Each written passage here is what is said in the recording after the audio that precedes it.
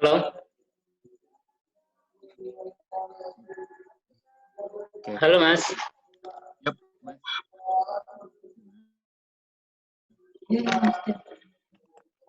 Halo. Halo. Share screenku udah itu belum? Tampilannya udah bagus belum? Sudah, Mas. Sebentar. Oke, nggak perlu digedein lagi ya? Bagi gue sih cukup sih, Mas. Cukup kelihatan. Oke. Oke.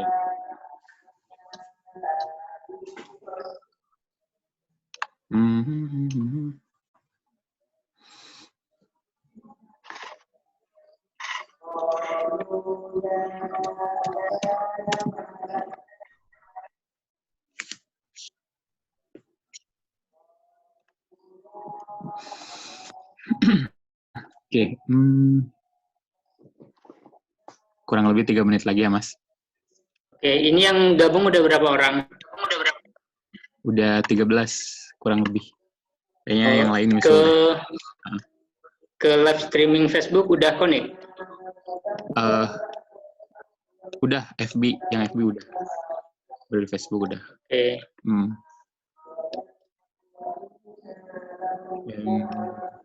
Yang YouTube masih nge-lag katanya, Mas. Nggak bisa gitu? Lagi di... Katanya kemarin kenapa bermasalah?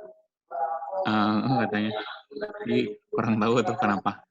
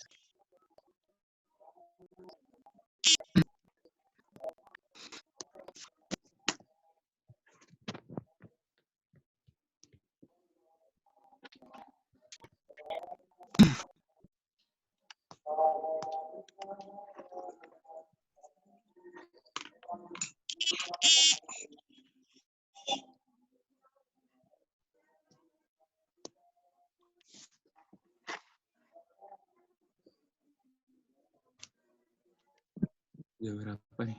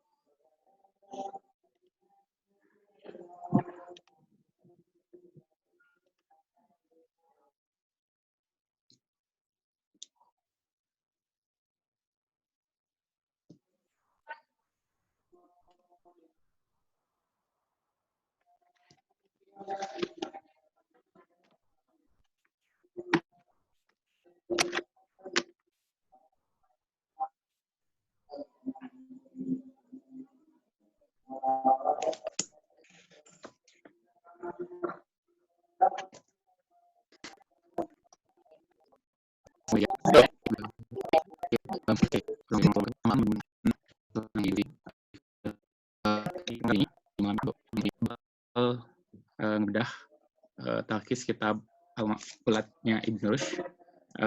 Kemudian si kitab ini hari ini bakal dibedah sama Mas Taufik.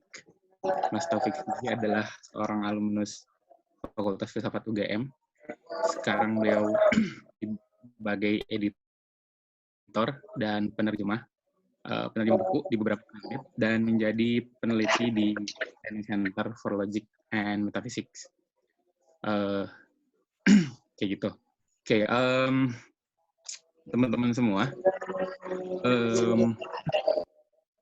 mungkin barangkali partisipan yang lain menyusul, tapi kita juga memperhitungkan waktu, jadi saya kira langsung aja kepada Mas Taufik. Dipersilakan. Baik, Assalamualaikum warahmatullahi wabarakatuh.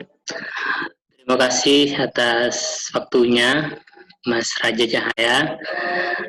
Juga terima kasih untuk teman-teman LSF Nahdien, Lingkar Studi Filsafatnya orang-orang Nahdien, yang sepertinya mayoritas adalah santri atau paling tidak pernah nyantri, yang memberi saya kesempatan untuk belajar lagi literatur Arab. Saya sebenarnya sebelumnya belum pernah secara intens membaca Ibn Rushd atau Averroes. Cuman karena ada peluang untuk belajar lagi literatur Arab, saya kemudian berpikir siapa kira-kira filsuf Arab atau filsuf Islam yang menarik dibaca saat ini. Kemudian pilihan saya jatuh kepada Averroes, dan Averroes ini saya mau sedikit ngasih pengantar dulu ya sebelum masuk ke pembacaan teksnya tentang siapa Averroes dan kemudian mengapa dia menulis teks yang akan kita baca pada malam ini. Averroes ini adalah salah satu filsuf Muslim yang hidup di abad ke-13, abad ke-12. Jadi dia lahir itu di tahun 1126. Jadi abad ke-12, lahirnya di Cordoba. Dia hidup di masa khalifah, nama Arabnya Al-Muwahhidun, tapi oleh orang-orang Eropa kemudian disebut sebagai Al-Muhad. Nah, dia hidup di masa kepemimpinan khalifahnya yang kedua, yaitu Abu Ya'qub Yusuf, dan kemudian sedikit umurnya juga dihabiskan di masa anak dari Abu Ya'qub Yusuf adalah Abu Yusuf Ya'qub. Nah, pada masa itu seorang Abu Ya'qub Yusuf ini selain sebagai seorang khalifah, dia juga orang yang sangat cinta dengan ilmu pengetahuan. Jadi dia nggak cuma tahu gimana memimpin, gimana memanage administrasi kekhalifahan dan seterusnya, tapi dia juga tipe orang yang suka berdiskusi, terutama dia suka dengan filsafat. Waktu itu salah satu teman diskusinya adalah Ibnu Tufail. Ibnu Tufail ini juga seorang filsuf yang salah satu bukunya sangat terkenal, yaitu novel filsafat Hayy bin Yaqdhan. Itu salah satu novel filsafat, dan Ibnu Tufail itu kalau sekarang bisa dikatakan sebagai seorang intelektual istana. Jadi dia dekat dengan khalifah, sehari-hari ada di lingkungan istana, dan kemudian banyak berdiskusi dengan sang raja, dengan sang khalifah. Cuman mungkin yang membedakan dengan intelektual istana sekarang, kalau sekarang intelektual dekat dengan kekuasaan biasanya menjadi buzzer, jadi mendengungkan kebijakan-kebijakan penguasa dan kemudian menyerang para pengkritiknya. Tapi Ibnu Tufail ini jenis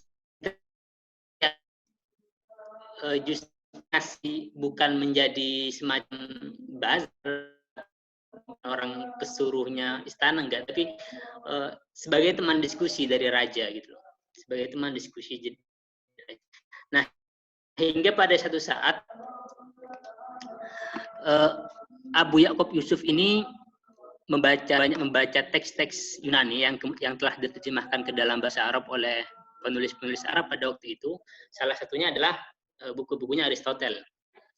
Tapi dia berulang kali membaca Aristoteles, ternyata dia kesusahan, tidak begitu paham, dan katanya juga hasil terjemahannya bukan malah memudahkan, tapi malah bikin dia bingung gitu loh.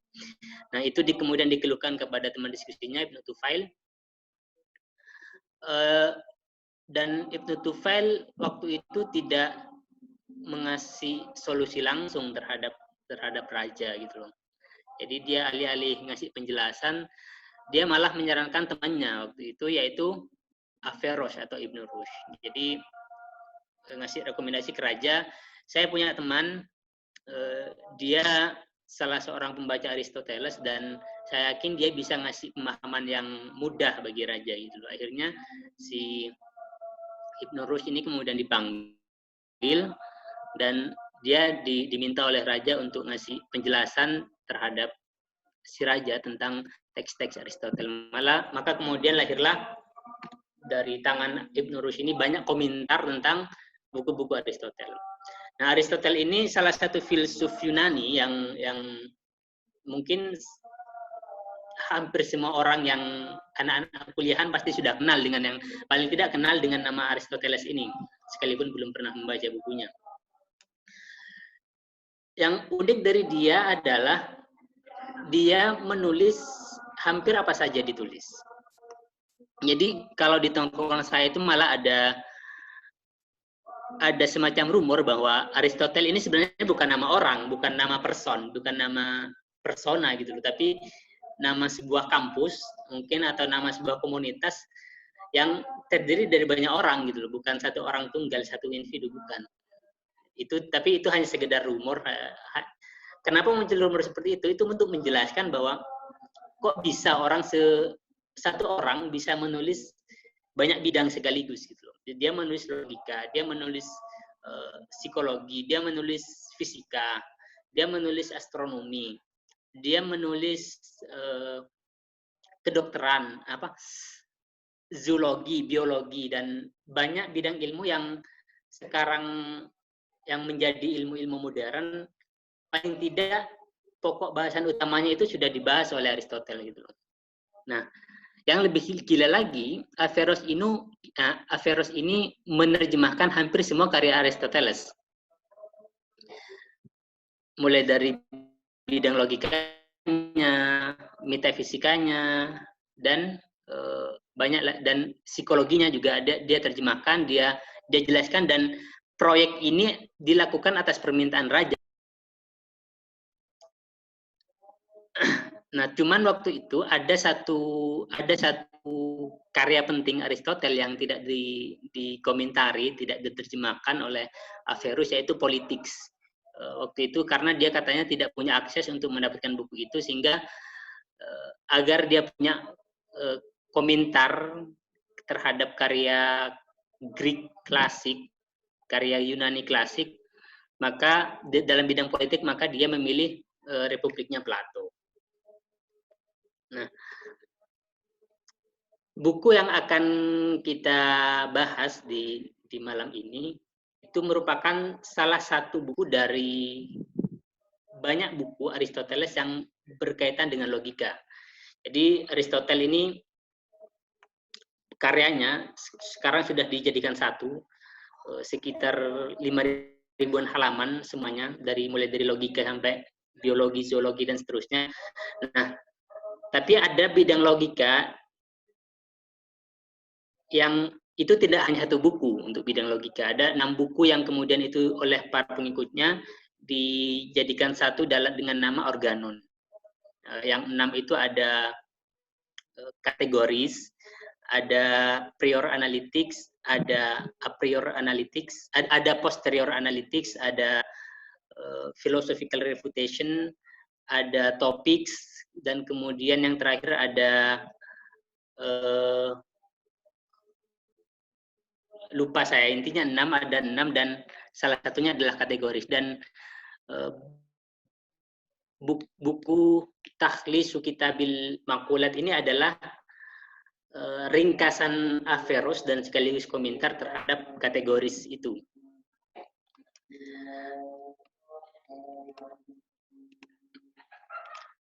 Nah, jadi dari sini kita tahu bahwa proyek besarnya Averroes untuk menerjemahkan dan kemudian memberikan komentar terhadap karya-karya Aristoteles ini berawal dari permintaan istana gitu loh.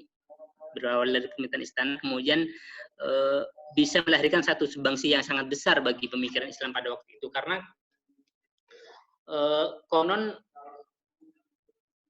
dunia Islam mengenal Aristoteles secara utuh, secara komprehensif itu berkat kerja penerjemahan dan komentar Averroes terhadap karya-karya Aristoteles. Dan bahkan di abad 13, satu abad setelah Averroes hidup, itu pendidikan Eropa jadi sangat Aristotelian banget. Dan katanya dalam ada satu tulisan yang ngomong bahwa waktu itu satu-satunya pengantar terhadap karya Aristoteles yang dimiliki oleh Eropa itu pengantarnya Averroes gitu loh. Jadi itu untuk menggambarkan betapa proyek ini sangat penting dan punya sumbangan yang sangat besar bagi pemikiran di dunia Islam maupun di Eropa gitu. Begitu barangkali pengantarnya ya. Kita sudah melewati 13 menit pertama. Kita akan masuk ke pembacaan teks. Kita katanya punya waktu 100 menit di sini dan saya mungkin akan pakai sekitar 60-an menit ya, 60 atau 70 menit, nanti sisanya kita bisa tanya jawab. Sebelum membaca kitab ini, sebelum membaca teksnya Averroes ini, seperti tradisi karena ini diadakan oleh kalangan Nahdiyin ya, tradisinya berarti tradisi pesantren itu setiap kali mau membaca teks, setiap kali mau membaca kitab apapun itu, paling tidak mengirim Fatihah untuk penulisnya atau muallifnya. Karena berhubung kitab ini adalah komentar atau ringkasan terhadap kitab lain, maka paling tidak harus ada 2 orang yang dikirim Fatihah. Yang pertama yaitu kepada muallif kitab Talhisu Kitabil Maqbulat ini, yaitu Ibn Rushd. Yang kedua, kita hadiahkan Fatihah juga kepada orang yang kitabnya diberi komentar oleh Ibn Rushd, yaitu Aristoteles. Maka kita hadiahkan Al-Fatihah kepada Averroes dan Aristoteles. Ala hadina Al-Fatihah.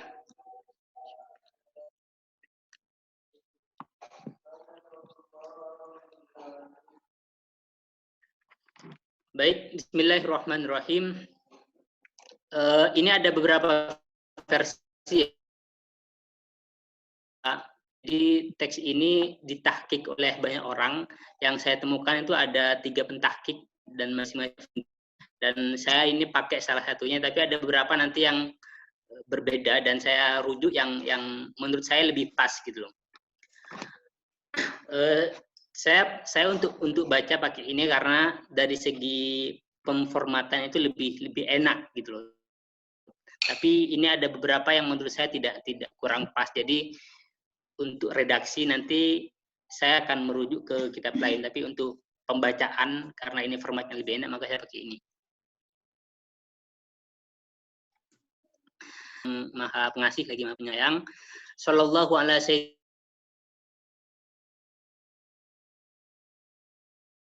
wasallam. Semoga Allah memberikan rahmat, keselamatan dan semua anugerah kepada Kanjeng Nabi kita Muhammad sallallahu alaihi wasallam. Al-ma'ani allati tadammanatha kutub Aristo terhadap makna-makna atau pembahasan-pembahasan allati tadammanatha kutub Aristo yang dimuat atau yang termuat di dalam buku-buku Aristoteles. Jadi Aristoteles itu versi Indonesianya, versi Inggrisnya Aristotle, versi Arabnya Aristo.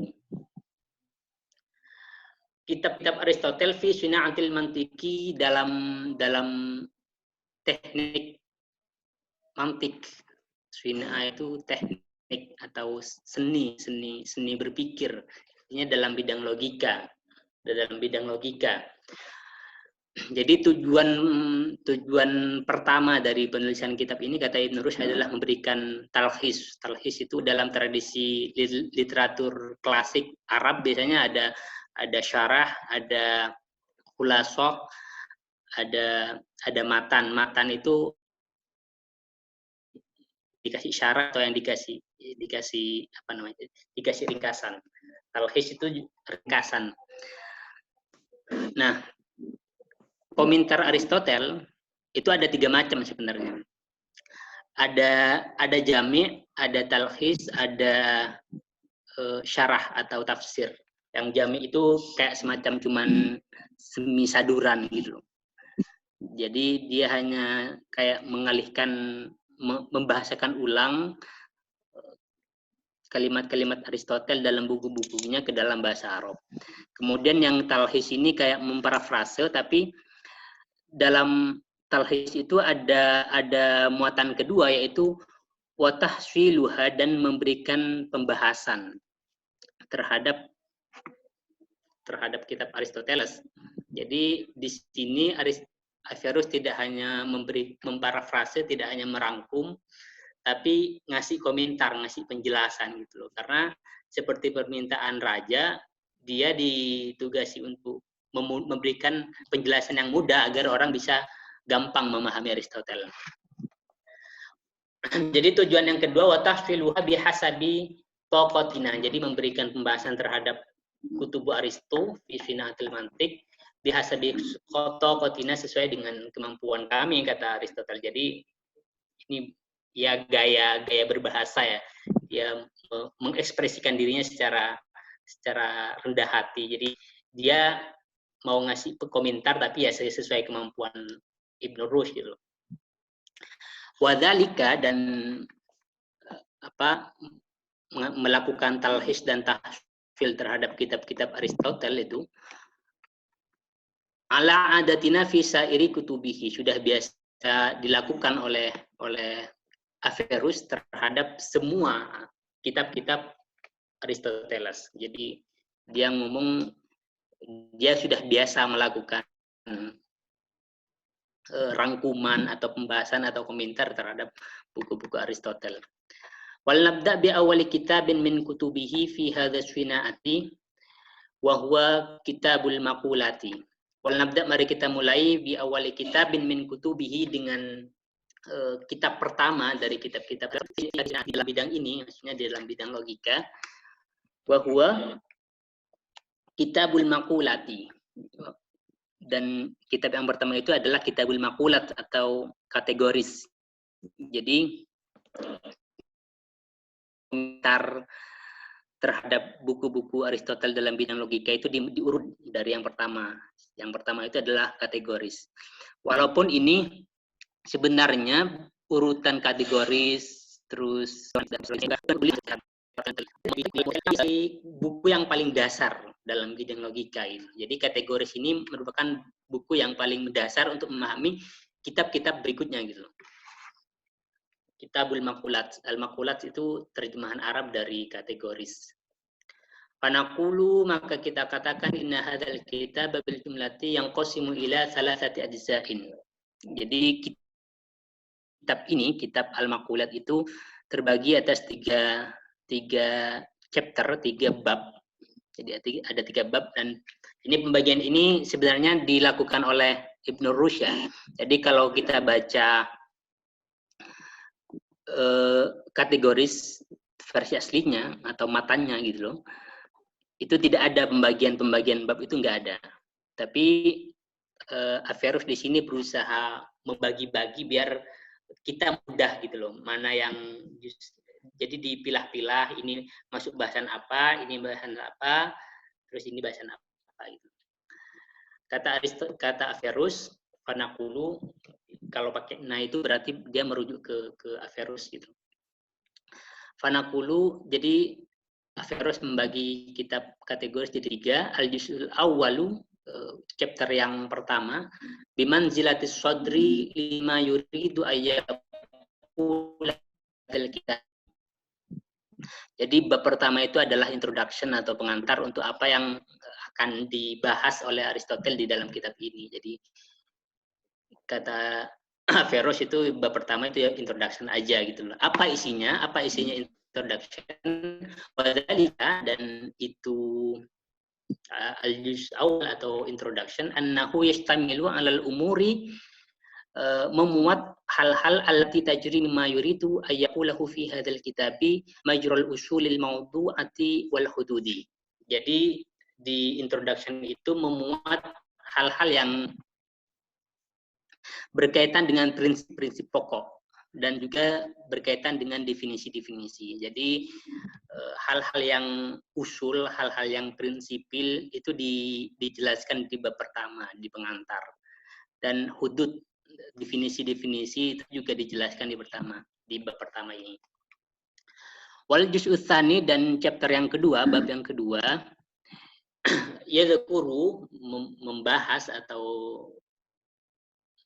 menyebut Aristoteles, kata fihi, di dalam bab yang kedua, al-maqulatil asyra makulatan. Jadi di bab kedua ini Aristoteles membahas al-maqulatil asyra, 10 kategori. Jadi ada 10 kategori. Jadi teman-teman yang pernah membaca Aristoteles pasti kenal dengan 10 kategori, teori 10 kategori, dan teori itu pertama kali dibahas oleh Aristoteles dalam kitab ini gitu. Nah, 10 kategori itu biasanya kalau dalam buku-buku pengantar masuk ke dalam metafisikanya Aristoteles. Jadi oleh karena itu saya sempat bilang kemarin bahwa kategori ini sebenarnya tidak hanya buku Aristoteles dalam bidang logika, tapi juga dalam bidang metafisika gitu. Ada banyak pokok-pokok bahasan Aristoteles dalam metafisika itu muncul di sini. Yang paling penting tentu ya 10 kategori ini.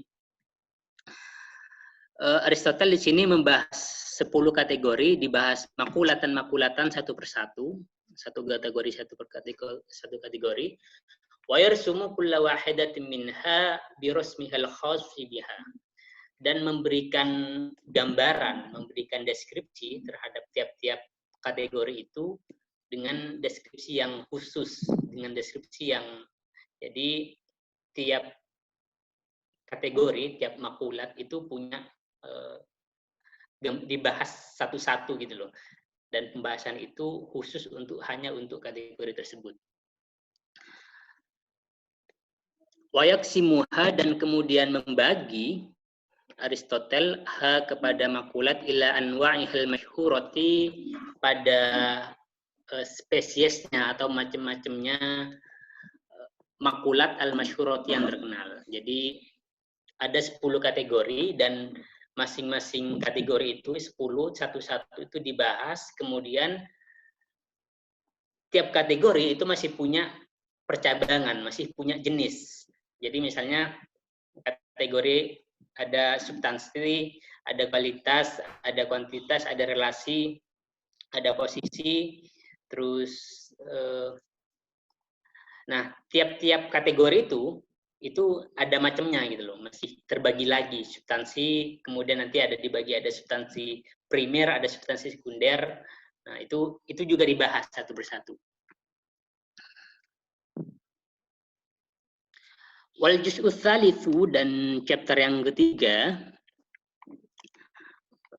yu'arrifu fihi al-lawahiq al-ammah wal a'rad al-mushtarakah allati talhiqu jami'al maqulati. Jadi yang di bab 4 ini bahasan lain, dia membahas tentang al-lawahiqul ammah. Al-lawahiq ini dari jamaknya lahikun. Ini terjemahan Arab dari kolori.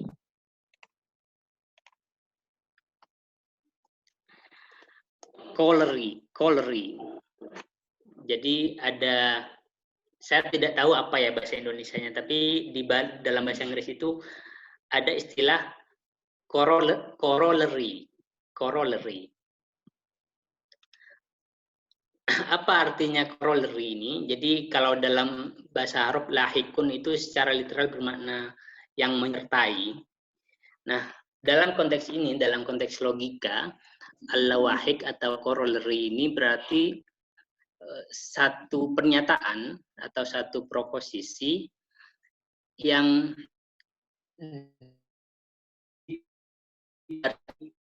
lain atau dari lain yang sudah terbuktikan kebenarannya. Jadi proposisi law ini atau corollary ini itu didasarkan pada pernyataan di mana ia berasal gitu loh.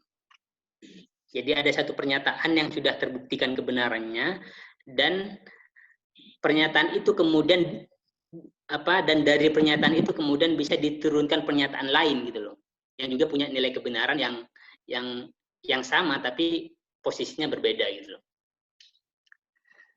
Nah, di bab 3 ini Aristoteles membahas al-lawahikul ammah allati talhiqu jami al-maqulat. Jadi ada pernyataan yang menyertai atau yang diturunkan dari kategori-kategori yang 10 itu.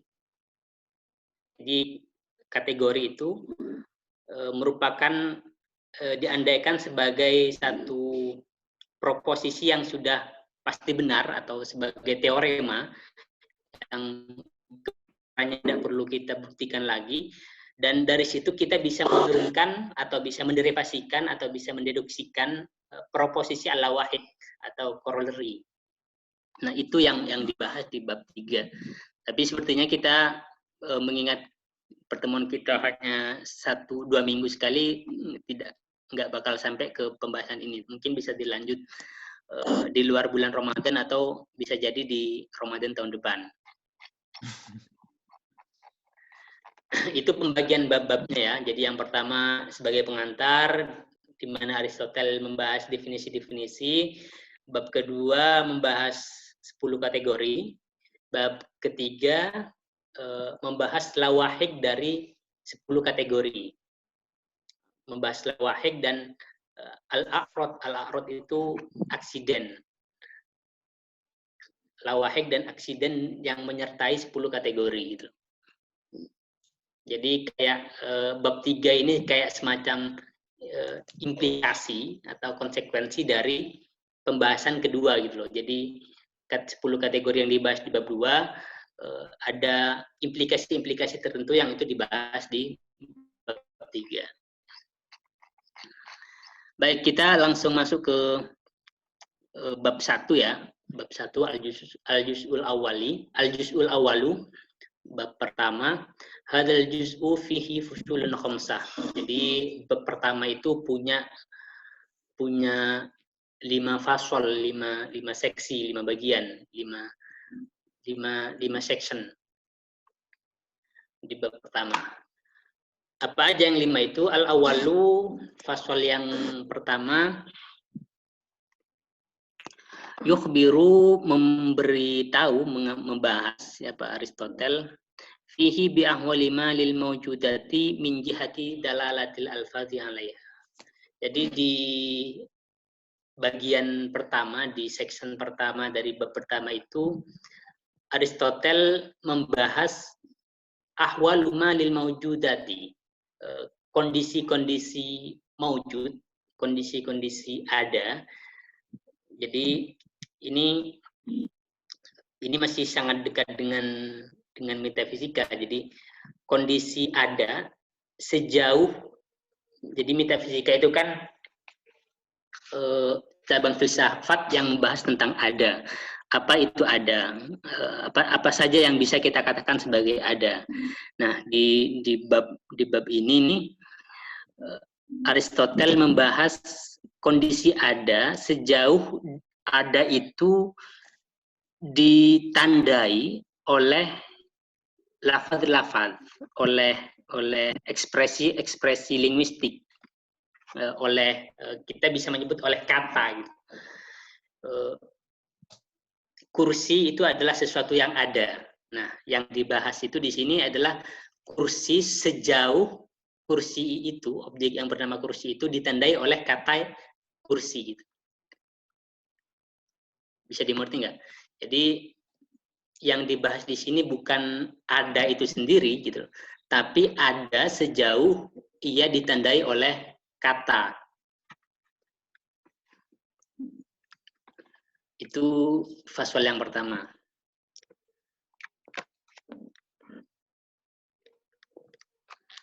Ats-tsani, fasal yang kedua, yukhbiru fihi ma huwal jauharu wal aradu. Di fasal yang kedua itu Aristoteles membahas ma huwal jauharu, apa itu substansi. Jadi salah satu dari 10 kategori yang dirumuskan oleh Aristoteles itu adalah substansi, dan kemudian 9 yang lain itu dinamakan sebagai arad atau aksiden. Nah, di bab ini Aristoteles itu membahas apa itu substansi, wal aradu dan aksiden. Aksiden itu kategori selain substansi, yaitu kuantitas, kualitas, relasi, posisi, dan seterusnya.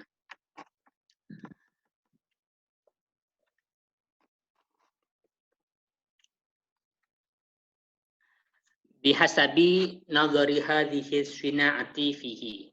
Jadi jauhar dan arad yang dibahas di sini itu sejauh ia menjadi objek penyelidikan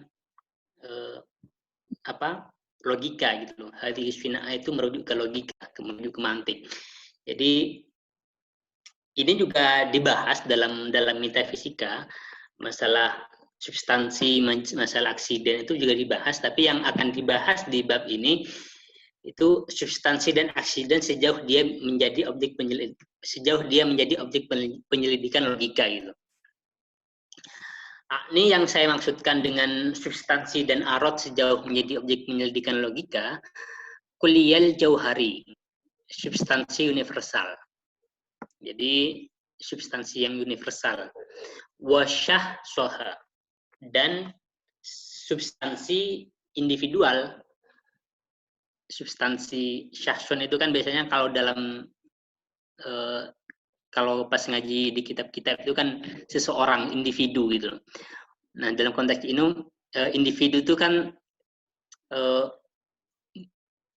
unik ya. Individu itu tidak mungkin sama dengan individu yang lain gitu. Maka dia punya sifat singular, lawannya dari universal. Nah, jadi ada substansi universal dan syahsul jauhar, substansi individual atau substansi singular. Dan juga wa kulliyal ardi, aksiden universal, wa syahsuha, dan aksiden individual. Nah, ini soal apa aksiden, soal apa substansi, soal apa substansi universal, apa substansi individual akan kita bahas nanti di bab kedua. Di bab pertama, seksi kedua.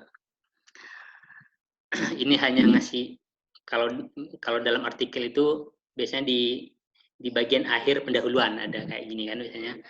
Ini akan bahas apa saja itu dikasih bocoran gitu loh. Ats-tsalitsu,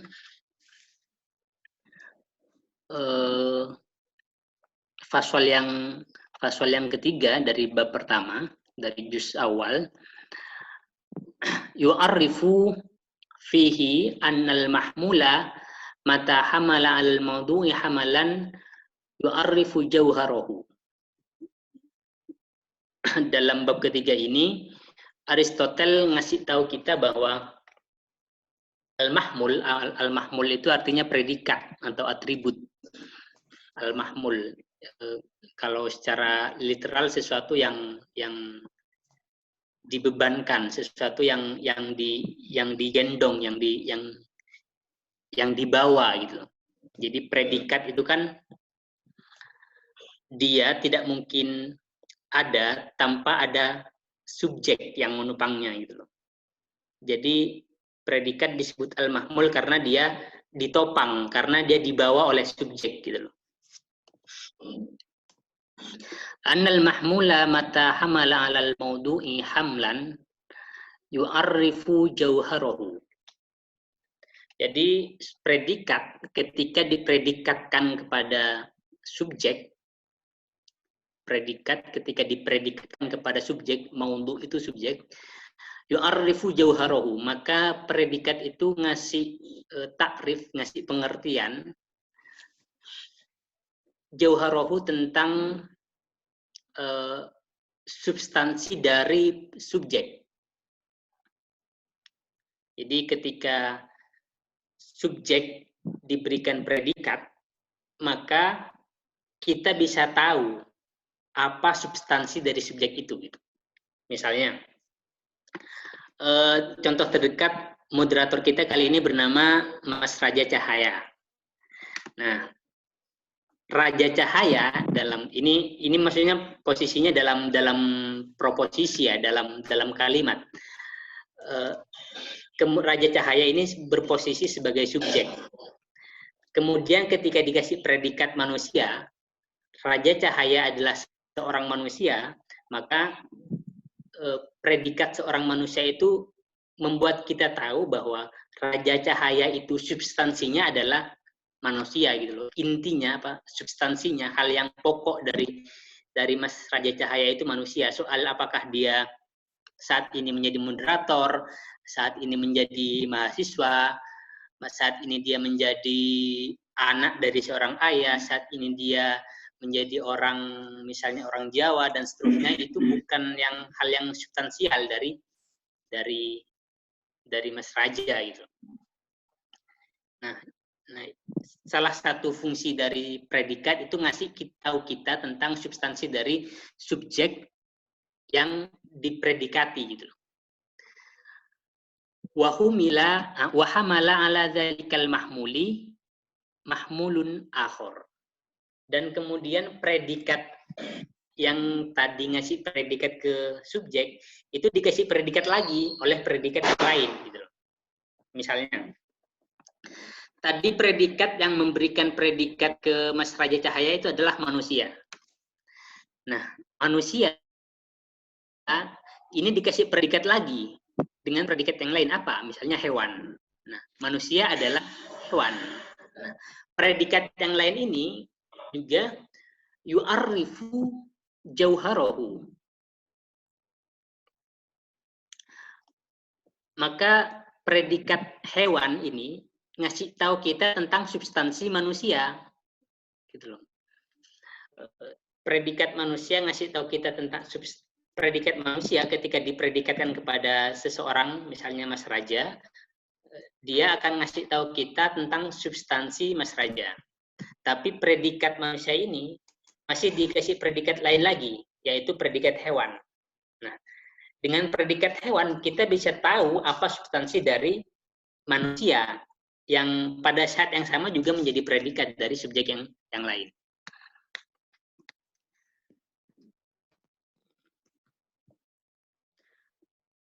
Fa inna dzalikal mahmula al-akhor, karena sesungguhnya predikat yang lain itu, predikat yang berarti predikat yang kedua, predikat yang pertama kan manusia, predikat yang lain itu hewan. Fa inna dzalikal mahmula al-akhor yu'arrifu aidan jauharu dzalikal maudhu al-awwal. Jadi predikat yang terakhir yaitu hewan itu juga ngasih tahu tentang substansi subjek yang pertama gitu. Ngasih tahu substansi dari subjek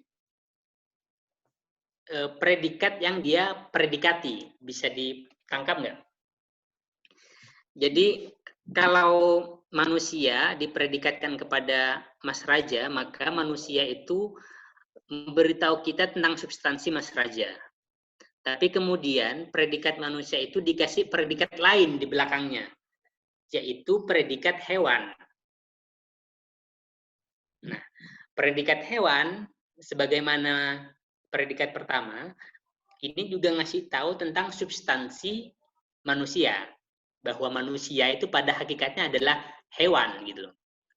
Nah, hewan ini selain ngasih tahu tentang substansi dari manusia, dia juga ngasih tahu substansi dari subjek yang pertama yaitu Mas Raja, bahwa Mas Raja itu pada hakikatnya adalah hewan gitu.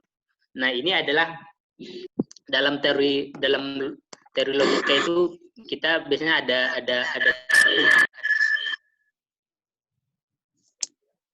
ada himpunan. Jadi himpunan yang paling kecil itu adalah Mas Raja. Mas Raja itu ada dalam satu himpunan yang lebih besar lagi, yaitu manusia. Nah, manusia yang menjadi predikat dari Mas Raja itu juga dilingkupi oleh himpunan yang lebih besar lagi, yaitu hewan. Nah, hewan ini karena mencakup manusia, maka dia ngasih tahu substansi dua hal sekaligus. Substansi dari dua hal sekaligus. Kalau predikat manusia hanya ngasih tahu substansi dari Mas Raja, maka predikat hewan ngasih tahu kita substansi dari manusia dan sekaligus substansi dari Raja. Mengapa? Karena di dalam manusia itu tercakup Mas Raja. Gitu. Di dalam manusia tercakup Mas Raja. Maka himpunan yang mencakup manusia, yaitu hewan, pasti juga mencakup Mas Raja. Nah, ini sebenarnya seandainya ada papannya digambar akan lebih mudah dipahami. Jadi kalau digambar dari lingkaran, ada lingkaran kecil, anggaplah ini A yang merujuk ke Mas Raja. Terus ada lingkaran yang lebih besar lagi, anggaplah ini lingkaran B yang berarti manusia. Terus ada lingkaran yang lebih besar lagi, yaitu lingkaran C yang itu merujuk kepada hewan.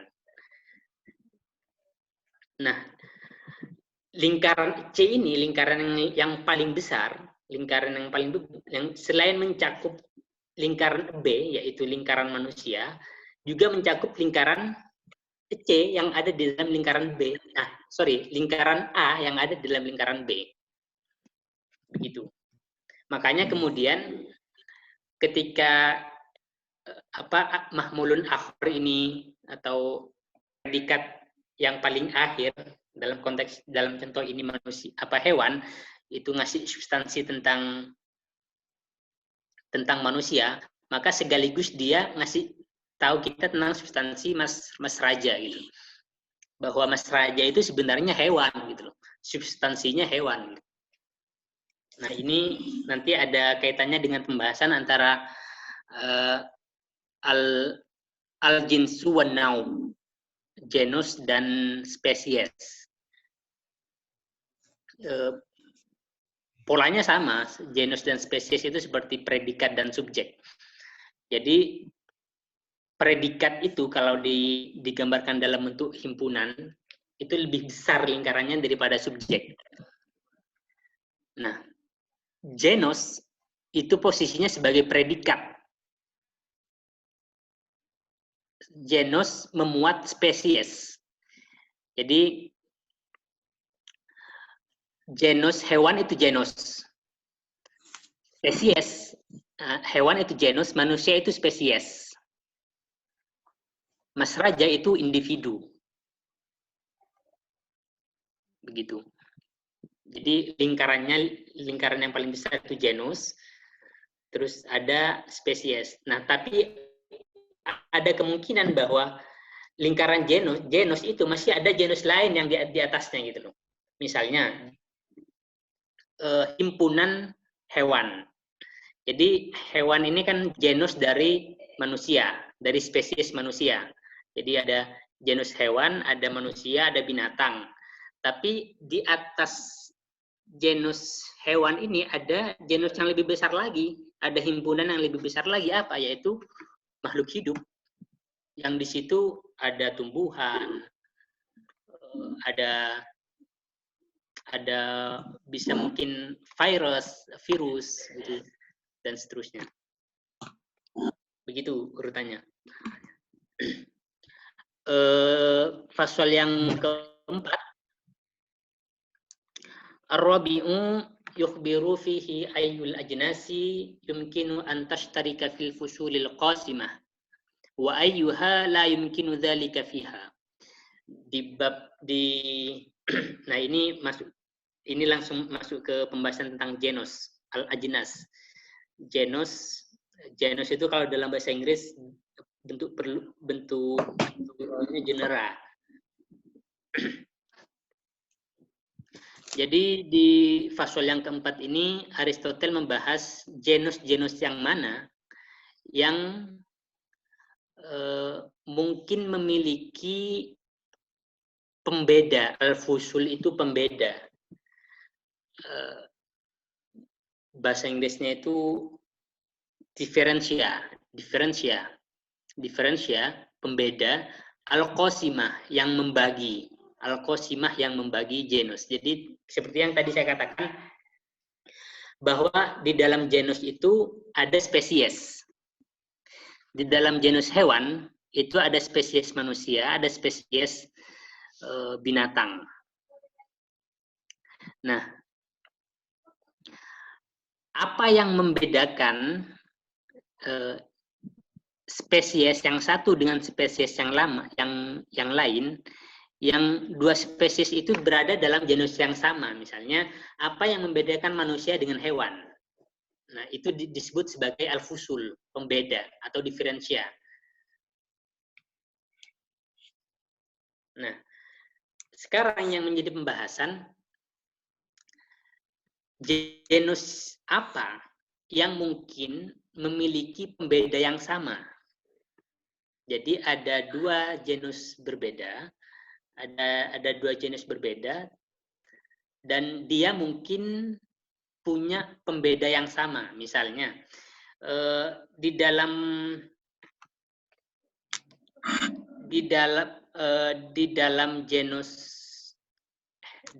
genus hewan ada hewan yang melata, ada hewan yang hidup di air, ada hewan yang hidup di udara, terbang misalnya. Nah, itu adalah dari antar spesies gitu. Nah, fusul ini berbeda dengan spesies, bukan spesies, tapi apa yang membedakan antar spesies. Kalau fusul. Nah, dalam pembahasan yang keempat ini, apa kira-kira genus apa yang bisa punya pembeda yang sama dan juga tidak mungkin untuk punya pembeda yang sama gitu. Wa ayyuha la yumkinu dzalika fiha. Nah, ini nanti akan ada penjelasannya lengkap dengan contohnya. Jadi kalau teman-teman masih belum begitu nangkep dengan penjelasan abstraknya, nanti bakal ada contohnya di belakang. Al-khamisu, al-fasal yang kelima, ya'ti fihi bismatil mawjudatil mufradati ilal maqulatil ashri ala jihatil maqali. Jadi di fasal yang kelima, fasal yang terakhir dari bab pertama, Aristoteles ini membahas tentang pembagian maujudat atau ada.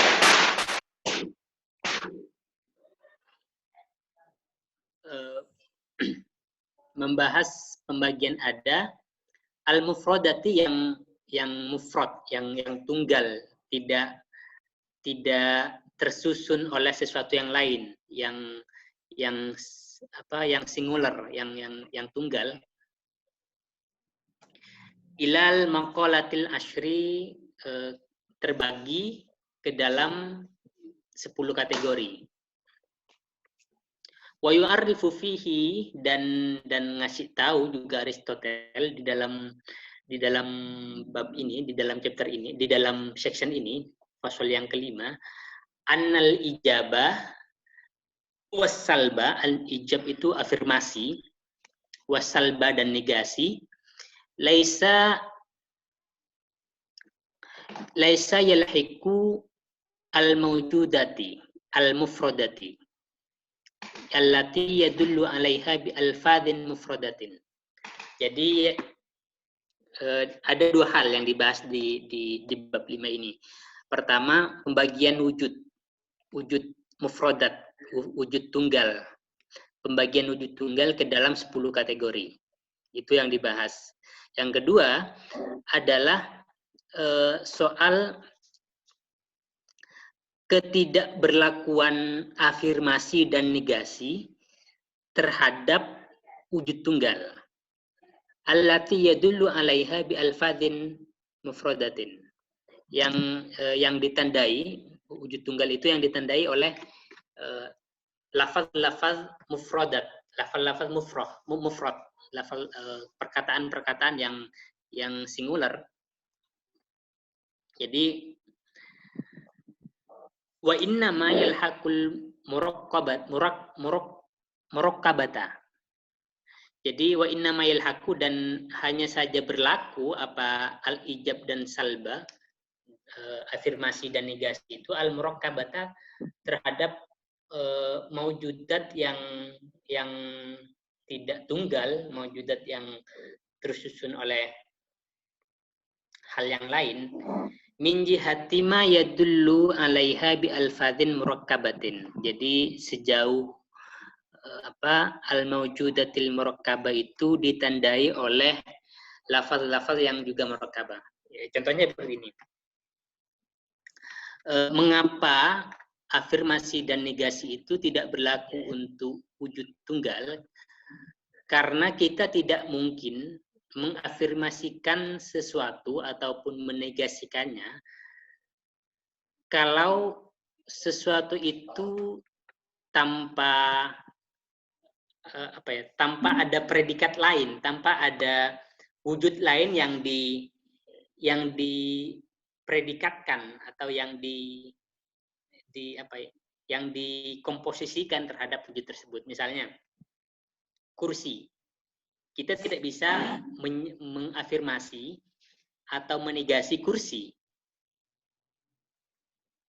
Nah, apa yang kita bisa afirmasi atau negasi? Ini dalam logika ya, bukan dalam ontologi, bukan dalam metafisika gitu. Kalau dalam metafisika negasi dari kursi yaitu non kursi gitu. Tapi di dalam logika kita tidak bisa mengafirmasi ataupun menegasi kursi saja, tidak bisa. Yang bisa kita negasi atau kita afirmasi adalah misalnya kursi itu mirah, atau kursi itu ada di depan pintu. Kursi itu berkaki 4. 4 menit lagi ya, Mas. Gimana? 4 menit lagi. Oh, 4 menit lagi. Oke.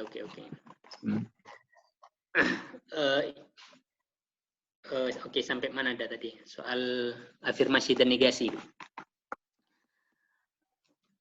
Jadi apa yang bisa afirmasi dan negasi itu hanya berlaku untuk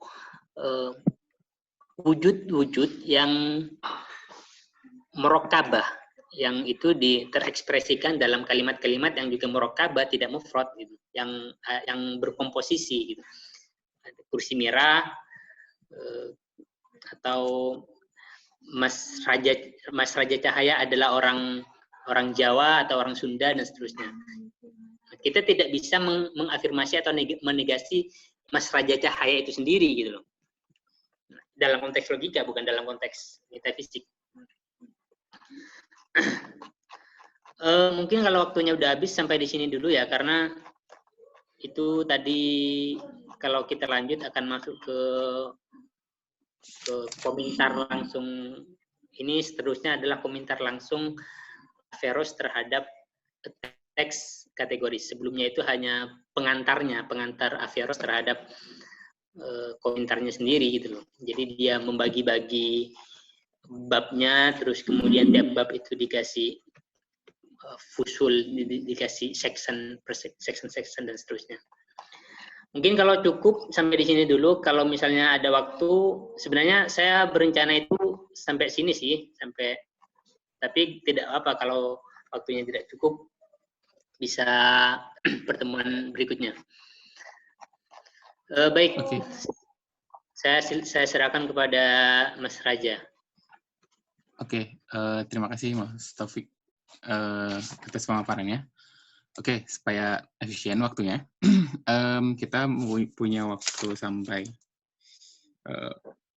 10 kali ya, buat sesi pertanyaan atau tanggapan dari teman-teman. Barangkali kalau misalnya ada tanggapan atau pertanyaan, silahkan bisa lewat chat atau mengacungkan tangan secara virtual. Di situ ada. Oke, tadi aku buka buat 3 penanya dulu barangkali ya, Mas. Atau mau Ya, langsung ditanggapi atau ditampung aja? Gimana? Menurut Mas Taufik, enaknya Mas Taufik? satu-satu aja dulu sih biar mudah gitu loh. Oh, oke. Sip. Satu-satu berarti. Oke, silakan teman-teman. Tapi sebelum itu, tadi aku sempat lihat pertanyaan dari, ini nih, ada dari Mas Dekong. Pertanyaannya, Mas, berarti kembali pada kuasa Aristoteles bahwa manusia adalah hewan rasional. Apakah seperti itu ketika subjek diberikan predikat, kemudian predikat diberikan predikat? Gitu? Pertanyaannya gimana? Bisa diulang? Oke, Oh, ini di chat ya, saya lihat. Oke. ya di chat ada. Bahwa manusia adalah hewan rasional, apakah seperti itu ketika subjek diberikan predikat, kemudian predikat diberikan predikat? Oke. Bahwa manusia itu adalah hewan rasional itu sebenarnya definisi, lebih ke definisi. Jadi manusia adalah hewan itu bentuk predikasi. Jadi manusia dikasih predikat hewan. Nah, kenapa kemudian muncul istilah rasional di hewan? Itu rasional sebagai fusul fungsinya, sebagai pembeda, sebagai diferensia dari spesies lain yang ada di dalam lingkup genus hewan gitu. Jadi contoh dari predikat yang dikasih predikat itu bukan manusia adalah hewan, bukan. Contoh bukan manusia adalah hewan rasional. Manusia adalah hewan rasional itu adalah contoh definisi. Contoh definisi Aristotelian ada. Jadi definisi Aristotelian itu pertama harus menyebutkan genusnya. Yang kedua harus menyebutkan diferensianya atau pembedanya. Nah, dengan demikian maka definisi akan merujuk ke objek tertentu yang definite, yang jelas, yang pasti gitu loh. Hewan. Kalau misalnya kita hanya menyebut hewan, maka ini mencakup tidak hanya manusia, tapi juga bisa mencakup binatang yang ada dalam genus hewan juga kan. Binatang ada dalam genus hewan. Nah, tapi kemudian ketika dikasih fusul atau dikasih pembeda rasional atau natik, maka dia akan menjadi definisi. Gitu. Nah, kalau contoh yang tadi, yang predikat, dikasih predikat, itu adalah contohnya predikat manusia. Jadi manusia, raja adalah manusia. Manusia kan adalah predikat dari raja. Nah, manusia ini dikasih predikat lagi. Apa yang bisa menjadi predikat dari manusia, yaitu genusnya. Iya, genusnya. Genusnya manusia apa? Hewan gitu. Jadi hewan, manusia adalah hewan. Nah, ketika predikat dikasih predikat, maka predikat yang terakhir itu juga menjelaskan subjek dari predikat yang ia predikati. Maksudnya, kalau kita kembali ke contoh, ketika hewan menjadi predikat dari manusia, maka hewan ini juga menjelaskan seseorang yang merupakan manusia. Misalnya kalau contohnya Mas Raja, maka hewan itu juga menjelaskan substansi Mas Raja gitu. Mengapa? Karena Mas Raja tercakup dalam himpunan manusia, yang mana himpunan manusia itu juga tercakup dalam himpunan lain yang lebih besar, yaitu himpunan binatang. Nah, itu contoh dari predikat yang dikasih predikat lain. Nah, kalau contoh manusia adalah hewan rasional, itu adalah contoh definisi. Biasanya kalau dalam bahasa istilah Arabnya definisi itu harus jami' dan mani. Jadi harus mencakup, artinya mencakup semua spesies yang ada dalam genus yang sama, tapi juga harus mani. Mani itu artinya bisa membedakan ia dengan spesies-spesies lain yang ada dalam genus yang sama. Artinya apa? Istilah rasional di situ yang membedakan manusia dengan makhluk-makhluk lain yang ada di dalam genus hewan, binatang, laba-laba, dan seterusnya. Jadi kalau laba-laba nggak mungkin bisa berpikir, terus semut nggak mungkin bisa berpikir, dan seterusnya. Maka ya hal yang diferensia yang paling tepat dimasukkan ke dalam definisi manusia adalah rasional. Begitu. Oke, sip. Selanjutnya, Mas ada katanya ada yang mau nanggep dari Mas Lukman Hakim Rohim. Tolong sama kepada host dibuka mute-nya. Mas Lukman Hakim Rohim katanya mau nanggap. Silahkan Mas Lukman. Mas Lukman Hakim Rohim. Masih kemut tuh. Masih kemut ya. Tolong Mbak host. Bisa. Mbak host. Halo Mbak host. Mbak hostnya mana? Oh bentar. Nah. Bisa. Oke. Mas Lukman Hakim. Oh, udah. Oh, ternyata aku lagi yang jadi host. Udah diganti lagi. Oke, Mas Lukman Hakim Rahim, silahkan. Mas.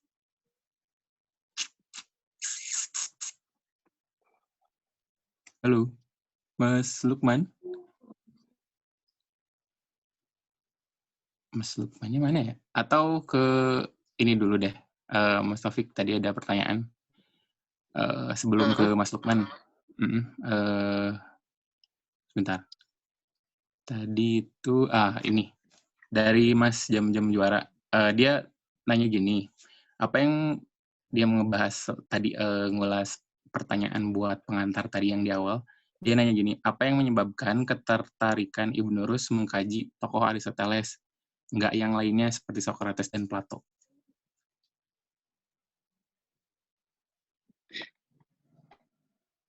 Oke. Ini saya jujur saya belum banyak membaca aspek biografis dari Averroes ya. Jadi saya belum menemukan penjelasan mengapa dia begitu setia dengan Aristoteles. Bahkan ada orang yang bilang, ada salah satu komentator Averroes, jadi di masa itu, di abad ke-12 itu sebenarnya sudah banyak orang yang membuat komentar terhadap Aristoteles. Terus dia nanya, apa sih sebenarnya yang ngebedain komentar Averroes terhadap Aristoteles dari komentar-komentar filsuf lain yang sezaman terhadap karya Averroes juga. Jadi salah satunya karena dia ngomong kesetiaan Averroes terhadap Aristoteles itulah yang membedakan komentar Averroes dari komentar-komentar lain. Artinya kesetiaan di sini maksudnya dia merasa begitu cocok, merasa begitu pas dengan pemikiran-pemikiran Aristoteles gitu, begitu. Gitu. Makanya jadi Aristoteles ini di masanya itu punya kayak semacam jemaah gitu, kayak semacam punya murid yang itu muridnya dinamai sebagai madhab peripatetik gitu. Jadi itu bentuk transliterasi dari bahasa Yunani peripatetikos apa ya begitu, yang artinya kira-kira berjalan gitu. Kemudian diterjemahkan ke dalam bahasa Arab, mazhab itu jadi al-masyaiyah. Sama artinya juga berjalan. Nah, mazhab peripatetik ini kemudian atau al-masyaiyah itu yang kemudian dikembangkan, atau Aristotelianisme inilah yang dikembangkan oleh Averroes di dunia Islam atau di dunia Arab gitu.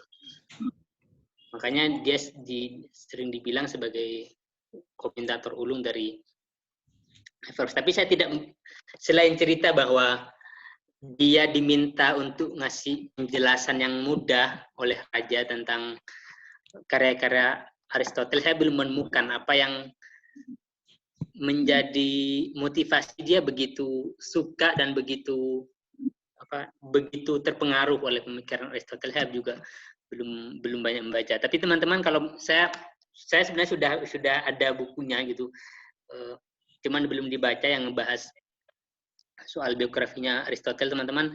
Yang kalau filsafat Islam itu salah satu penulis yang cukup sering dikutip ketika mau ngomongin filsafat Islam itu Majid Fakhri. Itu dia juga nulis tentang biografinya Aristoteles, teman-teman bisa baca itu.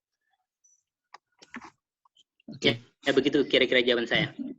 Oke, terima kasih Mas. Terus silahkan kepada Mas Lukman. Tadi ada lagi soalnya. Boleh, silahkan. Mas Lukman Hakim Ibrahim. Oke, sip. Sudah dengeran suara saya? Sudah, Mas. Sudah, Mas. Oke. Dengar. Terima kasih waktunya Mas Raja. Selamat malam, Mas Taufik. Saya cukup menikmati paparan dan penjelasan jenengan terkait kitab Talkhis Kitabil Maqulat punya Ibnu Rushd. Pertama-tama saya memiliki beberapa kegelisahan gitu ya terkait mantik, tradisi pembelajaran mantik di dalam Islam itu sendiri gitu. Yang pasti bahwa kita sama-sama mengakui jasa paling berperan dalam mengantarkan ilmu logika itu sampai sekarang ke barat itu adalah ada pada Islam. Sehingga tidak heran mantik itu juga menjadi semacam ilmu yang wajib bagi tradisi keislaman itu sendiri. Cuma saya merasa ada semacam keterputusan epistemologis gitu ketika kita masuk pada tradisi pengajaran mantik itu sendiri, Mas. Jadi kalau kita melihat pada tradisi di pesantren maupun saya di sini di Al-Azhar sendiri, itu kita langsung disuruh belajar pada katakanlah matan, nudum, kemudian syarah yang berkutat pada 4 gitu. Turos mantik di dalam Islam, isagoji, kemudian sulam munawarok itu, kemudian makulat asyroh dan lain sebagainya. Yang saya baca di situ kayak semacam jauh gitu dari tradisi Yunani. Ibaratnya saya tidak bisa melacak keterpengaruhan dari Yunani itu bagaimana gitu. Jadi kayak antara filsafat atau mantiknya Aristo kemudian dimasuk ke mantik di Islam itu kayak sudah berbeda jauh gitu. Saya sempat membaca beberapa dirosat tentang penjelasan sejarahnya kemudian bahwa memang di Aristo itu masih belum sempurna, kemudian disempurnakan oleh para filsuf Islam, kemudian diambil alih oleh para mutakalimin, kemudian disederhanakan menjadi kutub ta'limiyah gitu. Semacam kitab-kitab yang ibaratnya khusus menjadi alat kurikulum dalam tradisi keislaman gitu. Cuma itu kayak sudah jauh gitu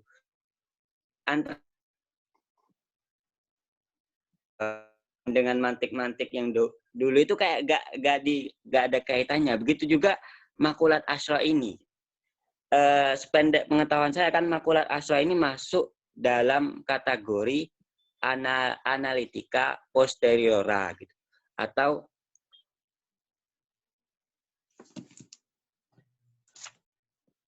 Halo, Mas, suaranya hilang. Mas Lukman. Halo? Ya, Mas. Sepertinya sinyalnya ya. Jadi suaranya hilang. Halo, Mas Lukman. Ya. Sepertinya disconnect, Mas. Tapi sama Mas Taufik ketangkep nggak inti pertanyaannya? Iya. Oke. Ya, ini sepertinya ini juga menjadi kegelisahan banyak orang ya, terutama teman-teman dari kalangan Islam, terutama mungkin dari kalangan pesantren yang tahu banyak yang kemudian pengen belajar logika atau kemudian terpapar ilmu logika yang sepertinya di pesantren pada umumnya atau secara umum itu nyaris tidak pernah diajarkan atau mungkin sekalipun diajarkan hanya kepada orang-orang tertentu. Saya pernah mondok 3 tahun sebentar, tapi di pondok tidak pernah diajarin yang namanya logika, itu tidak pernah.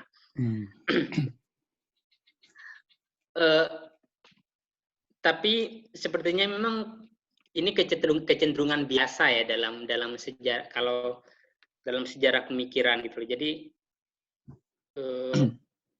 sejarawan macam Foucault itu juga udah menjelaskan bahwa yang namanya sejarah pemikiran itu pasti akan selalu disertai oleh semacam, katanya, rapture, ada epistemological rapture, ada retakan epistemologis, dan retakan epistemologis itu terjadi tidak hanya murni epistemologis gitu loh. Jadi retakan epistemologis itu bisa terjadi karena ada banyak faktor, dan bisa jadi karena faktor politik, faktor agama bisa jadi juga, dan tapi pengaruhnya secara epistemologis gitu loh. Dan bahkan saya pernah baca gitu loh, kenapa kemudian Averroes ini semacam ini di akhir hayatnya, selama di awal-awal karir intelektualnya dia kayak menjadi kesayangan raja, yaitu Raja Abu Yakub Yusuf, karena dia punya proyek menerjemahkan Aristoteles itu. Tapi kemudian setelah Raja Abu Yakub Yusuf ini diganti oleh anaknya, yaitu Abu Yusuf Yakub, ini kayak si Averroes ini kayak mengalami perubahan nasib gitu lah. Dan di situ si Averroes ini banyak dikucilkan atau banyak dicecar, banyak diserang, bahkan dituduh musyrik dan segala macam oleh para ilmuwan sezamannya yang dalam kategori modern disebut sebagai ulama-ulama konservatif. Tapi katanya itu ada motivasi politiknya juga, ada motivasi politisnya. Kenapa? Karena konon pada waktu itu Abu Yusuf Yakub itu pengen punya dukungan dari ulama-ulama yang justru konservatif gitu dalam memerangi Kristen. Itu biasa di abad pertengahan masih musuhnya agama waktu itu selain rasionalisme, agama lain gitu. Untuk dapat dukungan dalam melawan agama Kristen, dukungan yang paling kuat tentu dari orang-orang konservatif gitu. Maka orang-orang seperti Ibn Rus kemudian disingkirkan gitu loh.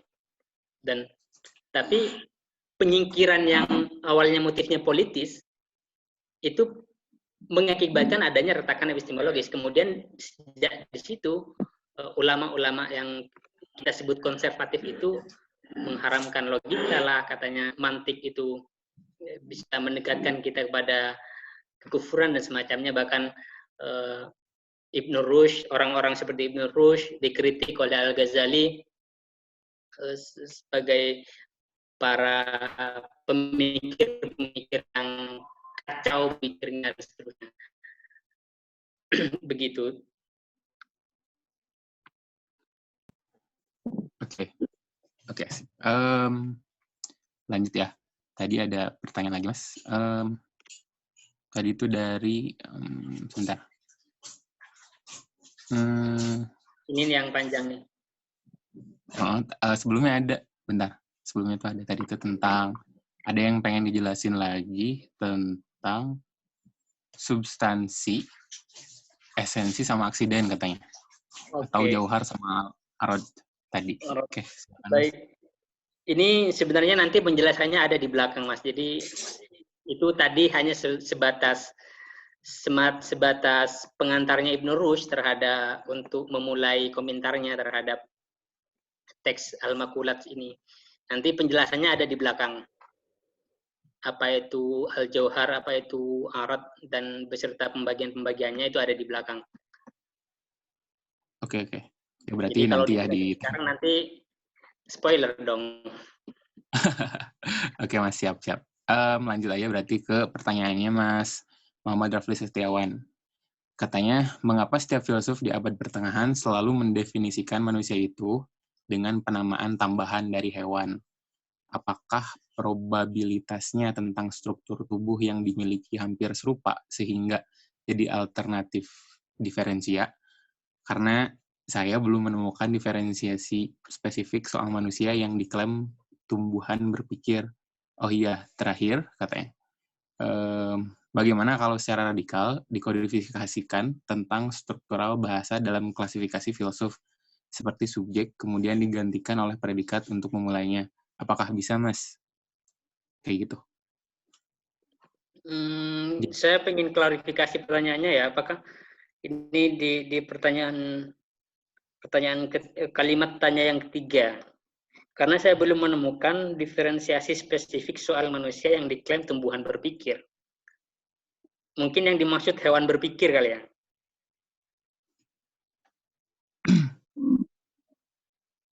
Yang nanya ini gimana, udah Mas?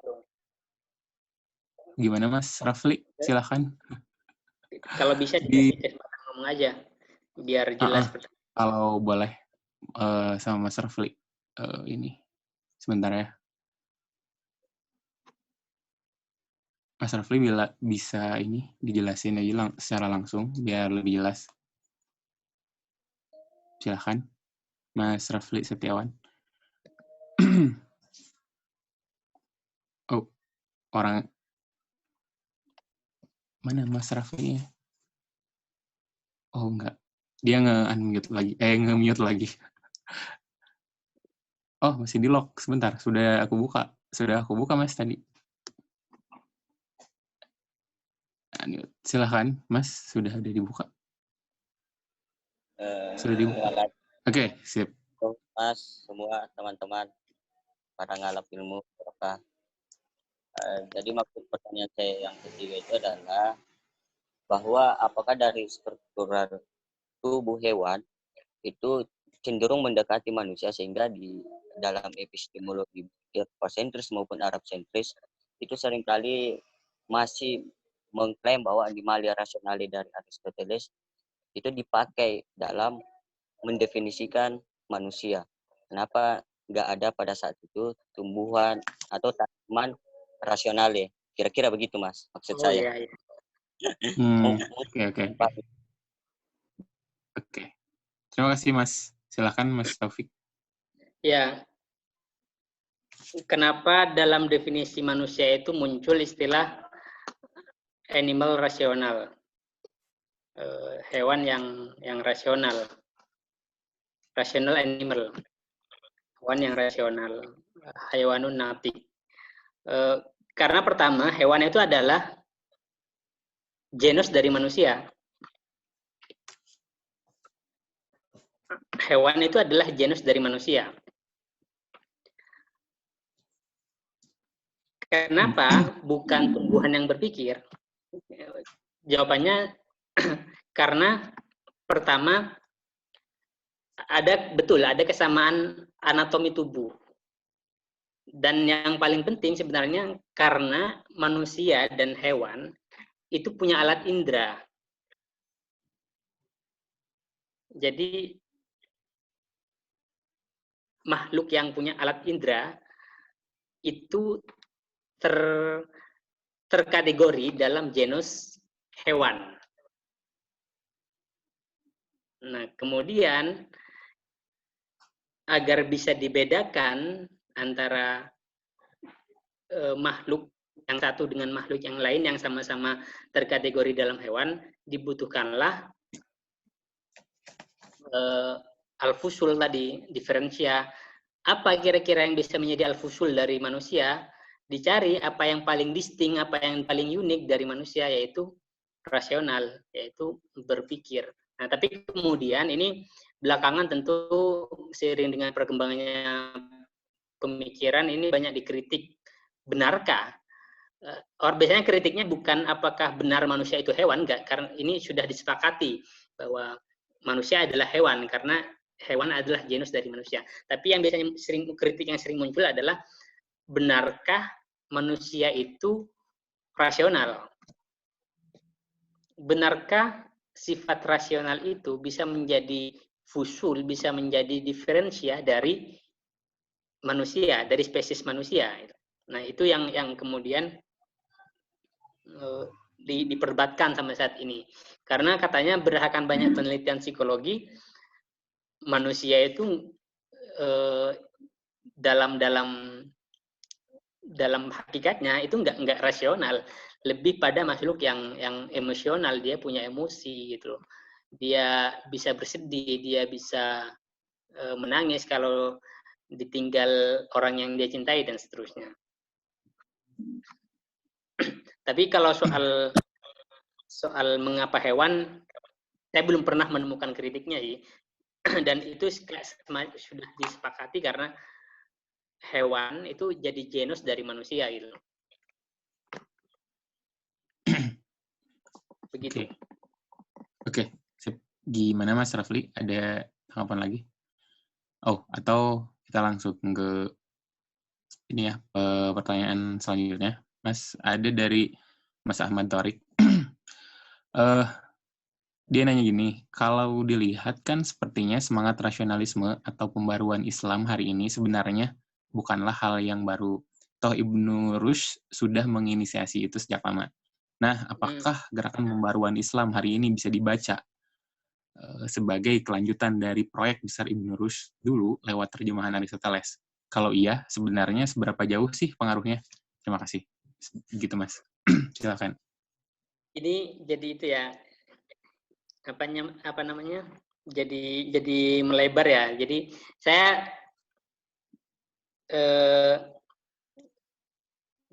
muncul pertanyaan-pertanyaan yang tidak terduga gitu loh. Jadi ini kan bahas logika, terus kemudian muncul gimana gerakan rasionalisme dalam Islam. Saya tidak mau, karena saya tidak ahli dalam segala hal ya, tapi saya akan berusaha menjawab sejauh yang saya ketahui itu. Pertanyaan, apakah proyek rasionalisme yang muncul dalam Islam itu merupakan bentuk kelanjutan dari rasionalisme yang muncul di masanya Ibnu Rushd? Kemungkinan itu ada, tapi sejarah pemikiran ya, terutama sejarah pemikiran tidak pernah berjalan selalu sama gitu loh. Tidak pernah berjalan secara konstan, pasti selalu ada perubahan. Dan kalau kita lihat misalnya ambisi kebanyakan filsuf, kayak semacam big problem dari filsuf Muslim pada eranya Ibnu Rushd itu sebenarnya lebih pada bagaimana mendamaikan antara wahyu dengan akal, gitu. Makanya si Ibnu Rushd ini menulis satu kitab yang judulnya Faslul Maqal fima bainal hikmati wasyariah, kalau tidak salah. Itu menjelaskan harmoni atau kesesuaian atau kombinasi antara wahyu dan akal gitu. Dan proyeknya di masa itu adalah, kalau yang di posisi yang dipilih oleh Ibn Rushd adalah bagaimana wahyu itu tidak dipertentangkan dengan akal, atau akal tidak dipertentangkan dengan wahyu.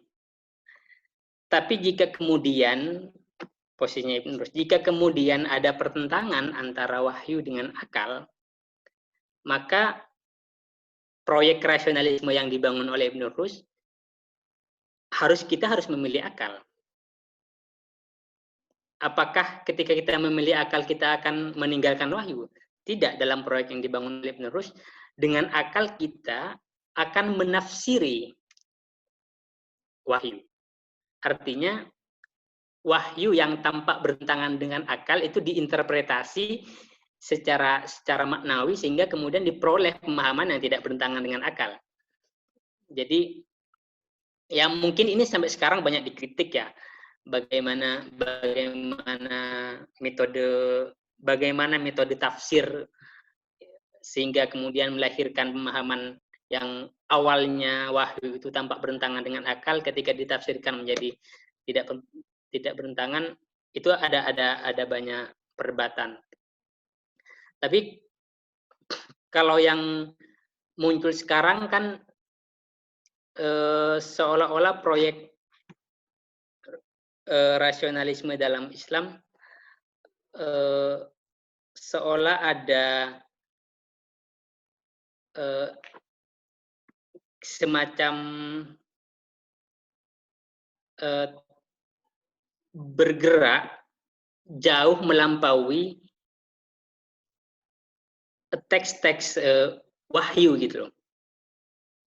Jadi yang mungkin itu perkembangan, tapi yang ingin saya katakan adalah bahwa iya itu bisa dikatakan sebagai kelanjutan, tapi spiritnya sama gitu loh. Spiritnya sama, bagaimana mendamaikan antara akal dengan wahyu, tapi kemudian ketika keduanya tampak bertentangan, dipilih salah satunya yang bisa mengubah posisi yang bertentangan gitu loh. Begitu. Tapi ini hanya jawaban pribadi saya. Saya tidak mendalami Islamic Studies, tidak mendalami juga pemikiran Islam. Tapi saya membaca ini hanya semata karena ini kebetulan ngomongin logika gitu loh.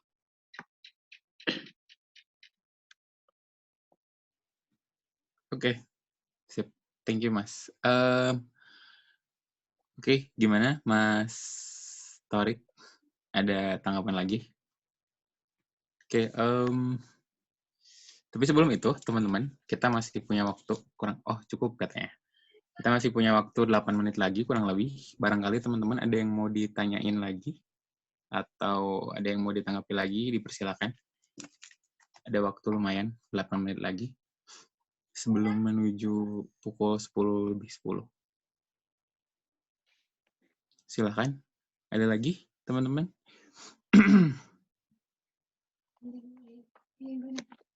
Ada lagi?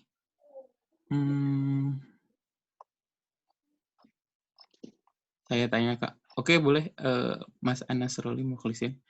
Bentar, aku buka ini ya. Benar-benar ya. Anas.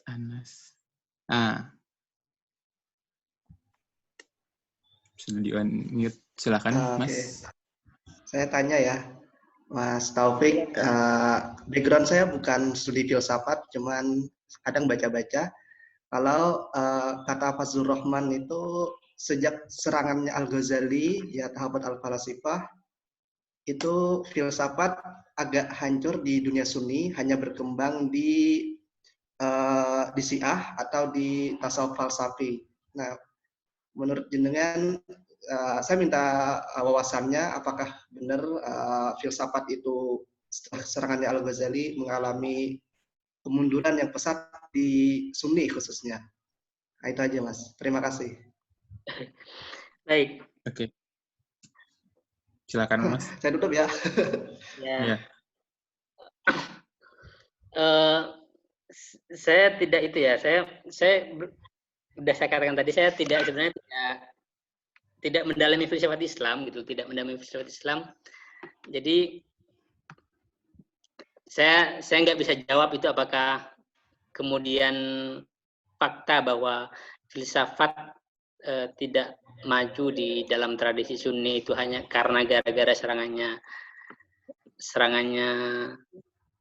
Al-Ghazali terhadap rasionalisme atau bukan.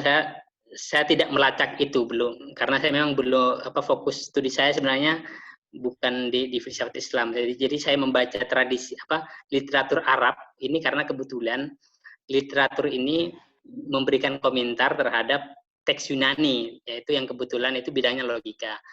Dan logika saya sedikit banyak, walaupun ini logika klasik. Sekarang logika sudah jauh berkembang, ada banyak macamnya. Logika kontemporer sudah aneh-aneh bentuknya. Dan saya kebetulan sedikit tahu tentang logika klasik karena pernah belajar. Tapi kalau filsafat Islam saya memang tidak mendalami. Jadi mending Masnya dicek langsung. Mungkin ada benarnya juga apa yang dikatakan Fazlur Rahman itu, karena memang kalau kita lihat saat ini di tradisi Sunni itu memang tidak ada sama sekali yang kemunculan filsuf itu. Kebanyakan filsuf yang muncul memang dari kalangan Syi'i gitu. Dan argumennya selalu, kenapa mereka menjadi filsafat, argumennya selalu bahwa filsafat menegakkan kepada kekufuran, kemusyrikan, dan seterusnya. Ya bisa jadi itu karena pengaruh besar Al-Ghazali, bisa jadi itu benar pernyataan Fazlur Rahman. Tapi saya tidak bisa kemudian mengafirmasi atau menegasi pernyataan Fazlur Rahman, karena saya belum melakukan pelacakan lebih jauh soal gimana genealogi wajah pemikiran Sunni saat ini. Saya tidak tahu seperti apa. Begitu. Oke. Mungkin satu lagi terakhir dari teman-teman. Silakan. Satu lagi terakhir. Silakan, ada lagi, teman-teman. Oh bukan, ini ada orang ngechat nih. Itu di atas ada pertanyaan atau apa ya? Jadi dia nulis judul kitabnya Ibn Rushd, Faslul Maqal Fima Bainal Hikmati wa Syari'ati Minal Ittisal. Jadi di kitab ini Ibn Rushd berusaha kayak membangun proyek rasionalisme dalam dunia Islam gitu. Bagaimana dia mendamaikan antara hikmah di sini maksudnya filsafat, syariati dengan syariat. Bukan pertanyaan itu, jadi orang kayaknya melengkapi judul yang saya sebutkan di awal tadi. Karena sepertinya saya nyebut judul kurang. Oke. Gimana yang lain? Ada lagi? Kalau misalnya tidak ada, barangkali mungkin dicukupkan aja barangkali, Mas. Oh iya, gimana? boleh. Kalau tidak, karena tidak ada lagi. Saya kira tidak ada lagi.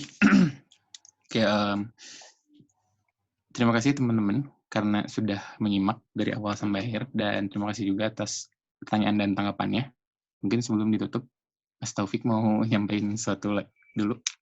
Iya, jadi gini, jadi biar tidak muncul, saya pengen ngasih semacam disclaimer untuk teman-teman yang mengikuti. Jadi saya bukan tidak fokus dalam bidang filsafat Islam, jadi tidak tahu banyak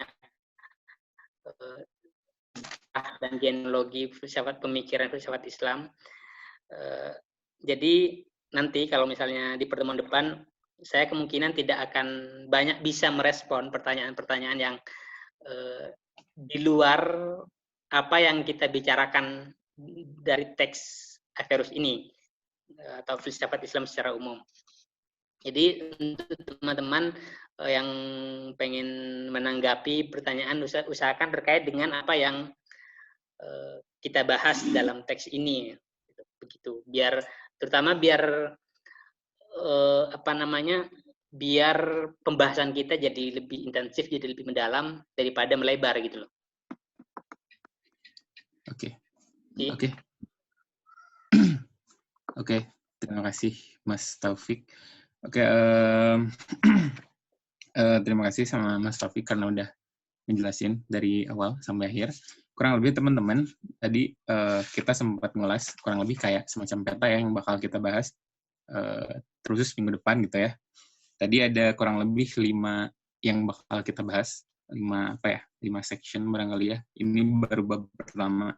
Ini pertama nanti barangkali minggu depan ya tentang pertama tentang membahas kondisi ada sejauh ada itu sendiri yang ditandai oleh ekspresi linguistik atau oleh kata. Terus kedua, kita nanti juga bakal bahas tentang substansi dan aksiden. Kemudian ketiga, kita bakal bahas tentang atau atribut. Terus keempat, kita bakal bahas tentang